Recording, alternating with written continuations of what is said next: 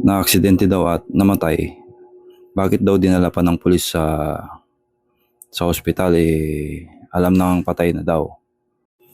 Ganun daw ba talaga? Ang sagot po dyan ay opo, ganun po talaga yung ginagawa namin pag may mga naaksidente. Kasi hindi po kami health expert para mag-declare na ang isang tao ay patay na. Kaya ang ginagawa namin pag may naaksidente, dinadala namin sa ospital at hinahayaan namin na ang doktor ang mag-declare na patay na yung naaksidente. At siya rin yung pipirma sa death certificate at doon makikita yung cause of death. Siya rin yung magsasabi nun kung ano yung cause of death ng pasyente, kung bakit namatay.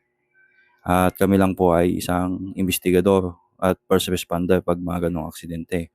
Ang talagang ginagawa namin para malaman talaga, malay mo, may buhay pa yung tao kaya dinadala namin sa hospital.